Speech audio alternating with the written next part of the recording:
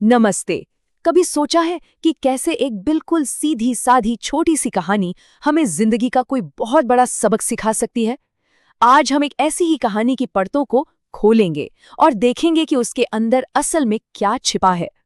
बचपन की वो बातें याद है जब हम अपने बड़े भाई बहनों को देखते थे और बिल्कुल उनके जैसा बनना चाहते थे, उनकी हर एक चीज की नकल करते थे। आज की हमारी कहानी ना बस इसी मासूमियत के बारे में है। तो चलिए शुरू करते हैं पहले हिस्से से, दो बहनों की कहानी। तो ये जो कहानी है ये आई कहाँ से है? ये ली गई है एनसीईआरटी की एक किताब से। जी हाँ, वही किताबें जिनसे भारत में लाखों करोड़ों बच्चे अपनी पढ़ाई की शुरुआत करते हैं। तो ये सिर्फ एक किताब नहीं है, ये उनकी शिक्षा की नींव का एक बहुत बहुत जरूरी हिस्सा है। तो चलिए अब मिलते हैं कहानी के किरदारों से।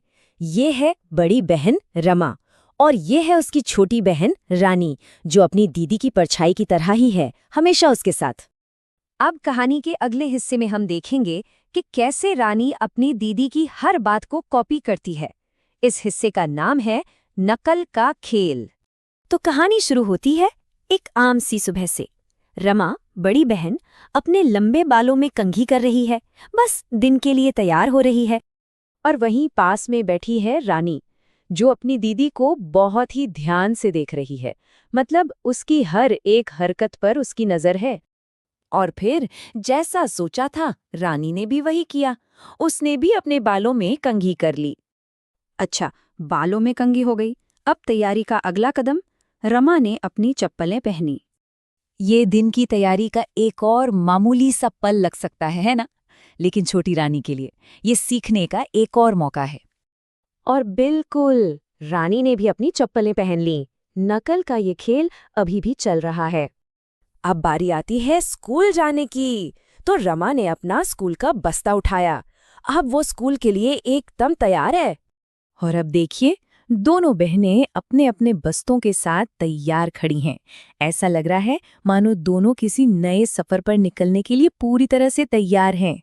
और अपनी दीदी रमा को देखकर रानी ने भी एक झोला उठा लिया। लेकिन अब कहानी में एक ट्विस्ट आता है। हमारा अगला सेक्शन है एक कदम आगे, और यहीं पर ये नकल का खेल रुक जाता है।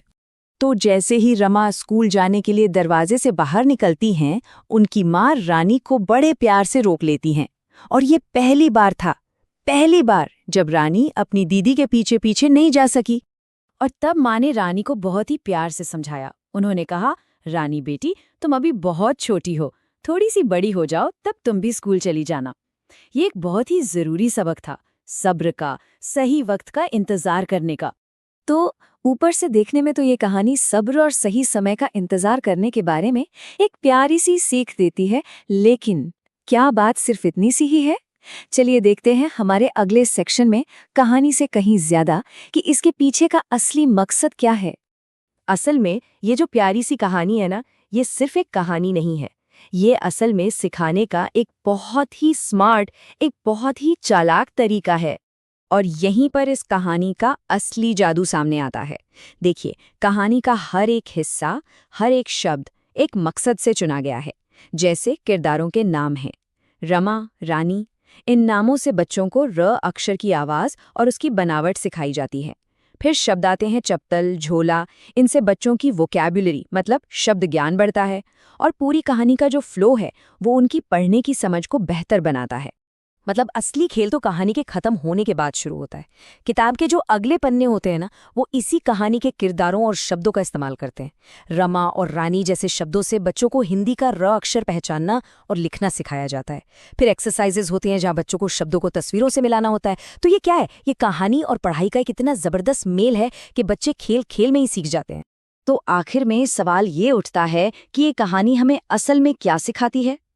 चलिए अपने आखिरी सेक्शन कथा की शक्ति में इसी बात पर गौर करते हैं। ये कहानी एक बहुत ही खूबसूरत बात याद दिलाती है कि जो सबसे गहरे सबक होते हैं ना, वो अक्सर सबसे सीधी साधी, सबसे आसान कहानियों में ही छिपे होते हैं। चाहे वो इमोशनल लेसन हो या कुछ पढ़ाई लिखाई से जुड़ा हुआ। ये कहानी इसका एक परफेक्ट उदाहरण है। तो जाते जाते बस एक सवाल मन में आता है, क्या कोई ऐसी ही छोटी सी साधारण सी कहानी किसी की जिंदगी में भी है जिसने कोई बहुत बड़ी या गहरी सीख दी हो? इस बारे में सोचना